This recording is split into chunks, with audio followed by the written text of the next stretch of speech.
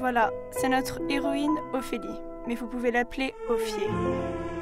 Après une visite à Paris, Ophié avait développé une obsession pour toutes les choses françaises. Elle ne porte rien, excepté des vêtements dépouillés, mange une baguette de pain tous les jours et écoute exclusivement du François Hardy et du Serge Gainsbourg. Elle croit que sa vie est un film de la nouvelle vague et qu'elle est une Anna Karina moderne, avec ses grands yeux expressifs, encadrés par un rideau à franges. Dans sa tête, elle imagine que la voix de Brigitte Bardot raconte sa vie, mais parce qu'elle ne parle pas très bien le français, elle ne comprend pas souvent ce que le narrateur dit. Alors elle refuse de l'admettre et continue de vivre sa vie derrière ses lunettes roses.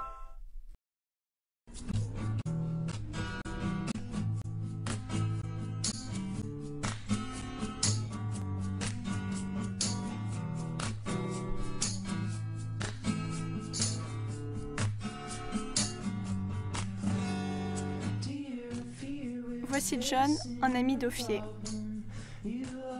Comme vous pouvez très bien le voir, John est follement amoureux d'Ophié, mais Ophié, elle, préférerait qu'il soit un Jean-Pierre ou un Jean-Luc. Afin de vivre ses fantasmes de la nouvelle vague, Ophié oblige souvent John à faire des choses françaises ridicules. Par exemple, fumer,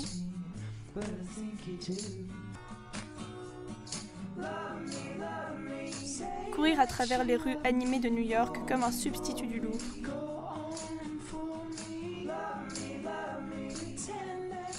et apprendre la fameuse danse de bande à part.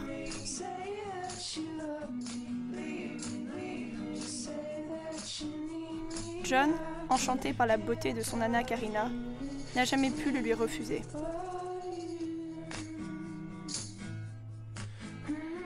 Mais pour Sophie, ce n'était pas assez.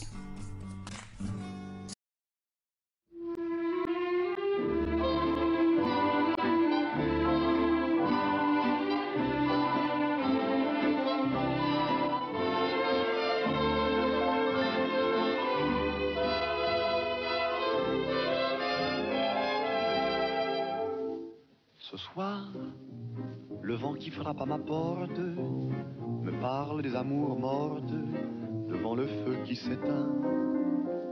Ce soir, c'est une chanson d'automne. Première étape, dans la maison, mettre des livres dans une mallette et voilà, c'est un sac d'argent. Et je pense aux jours lointains. Que reste-t-il de nos amours? Que reste-t-il Deuxième étape, de ces beaux jours? utiliser du ruban et de la corde pour attacher une jolie fille. Vieille photo de ma jeunesse. Assurez-vous de le faire délicatement avec ses jolies lèvres et des jolies mains. Des mois d'avril, des rendez-vous. Et ne pas oublier de laisser la porte un peu ouverte. Qui me poursuit.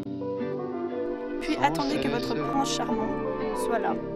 Bonheur et demandez-vous, où est-il? Cheveux au vent, baisers volés. Pendant que John ou Jean-Pierre marche vers la maison d'Ophié, il pense à la façon dont ses jolies lèvres mouent quand elle parle français. Il n'est pas oublieux. Il sait qu'elle l'a mis dans un groupe d'amis il y a longtemps. Mais comme beaucoup d'autres qui habitent dans ce groupe d'amis, il crut qu'il pouvait trouver une solution un jour. Alors, si gentil garçon John, elle voulait le suave et criminel Michel, rendu fou par amour comme Ferdinand. Elle voulait Jean-Paul Belmondo. Alors, si Sophie parlait mieux le français, elle aurait compris quand le narrateur avait fait observer que ni à bout de souffle, ni Pierrot le Fou avaient une fin heureuse, et que Jean-Paul Belmondo est maintenant un vieil homme. Que reste-t-il de nos amours? Que reste-t-il de ces beaux jours? Une photo, vieille photo de ma jeunesse. Comme il la détache, des mots effrayés s'échappent de ses jolies lèvres. Les voleurs, l'argent, la mallette. Un souvenir qui me poursuit. Elle commence à exposer les soi-disant faits, et John commence à la croire.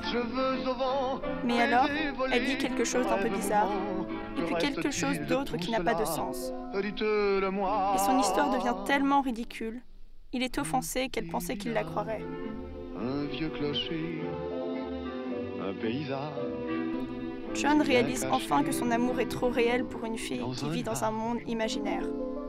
Le cher visage. Alors que John part, Sophie réalise aussi quelque chose. Vivre la vie avec des sous-titres n'est pas vivre. Il est trop tard, car le prince charmant en avait assez.